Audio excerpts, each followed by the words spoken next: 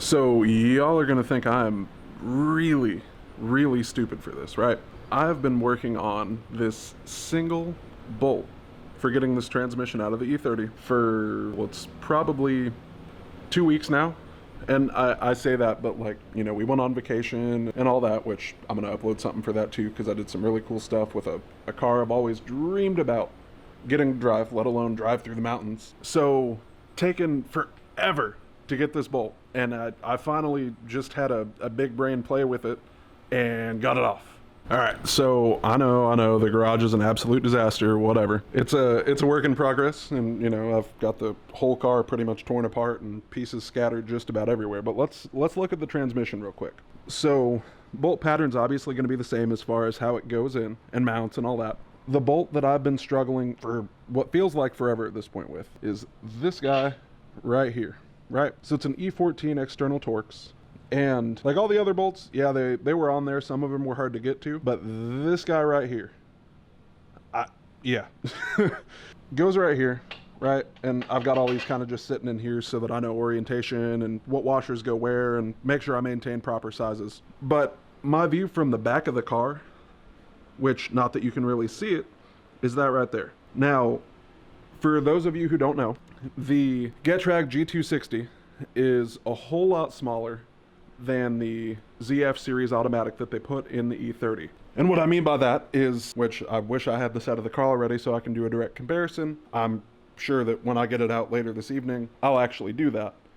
But the size difference is just absolutely insane. So I'm going to take you into the car so you can see what I'm talking about and why this was just so ridiculous. All right, so as you can see, we're underneath the car now. Something to know, so I'm doing this on, basically ramps and jack stands in my garage. I don't have access to a lift currently, so, it's one of those things where it kind of just is what it is. Not ideal, but we're still gonna work with it. So, transmission right here. I know that might be hard to see. To remotely see the bolt, we're gonna have to come all the way up into the drive shaft tunnel, and hopefully you can see that light kind of way off and in the distance. So I'm going to try to zoom in so that you can see what I'm talking about. And you can hardly see the bolt hole, but it's right there, all the way at the very top of the transmission, directly up against the head, squished between the firewall. And that's why it's kind of been a little bit of a struggle.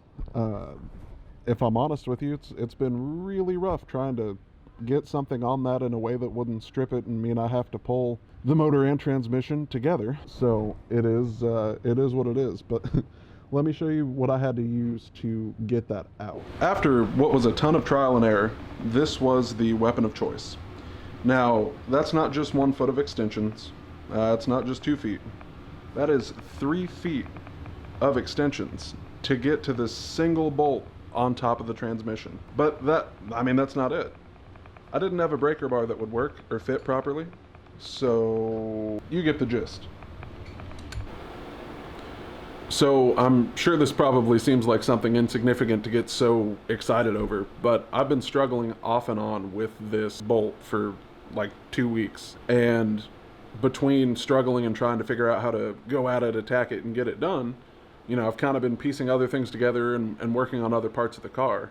But this has been a monumental holdup for some reason, and now it's going to be full steam ahead. So something else too. So I've actually got the turbo kit pieced together for the most part and on the car, just trying to do a test fit and clock the housings and make sure that the oil is going to be proper as far as feed line and the drain line, and kind of a little bit more mock-up as far as some things that I'm going to add additionally. So let's check that out real quick.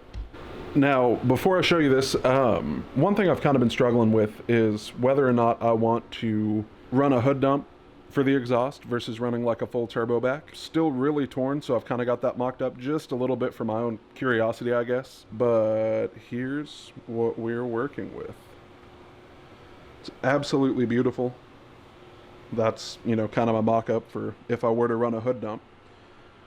I mean, it's honestly a showpiece as far as manifolds go. And then turbo wise, so it sits pretty much 4 or 5 inches right behind headlights on the passenger side. And then obviously for intercooler piping, you know, I've got that single pipe that's kind of clocked and marked up. But really excited. I can't wait to get this thing running and tuned and driving, which I may have explained this already, but I am going to be tuning it completely myself. Done it in the past with Miatas, I've done it with Subarus, I've done it with a couple Nissans that I've had. Yes, it's a tedious process. No, it's not bad. And there's something fulfilling about being like, hey, not only did I build this super cool thing, but I tuned it and you lost to it. There's a ton left to do though. So yeah, this isn't any kind of like crazy or earth-shattering update, but I was pretty freaking hyped about it, so I wanted to hop on here and at least share it with you guys. And now it's full steam ahead. As always, I'll see y'all in the next one.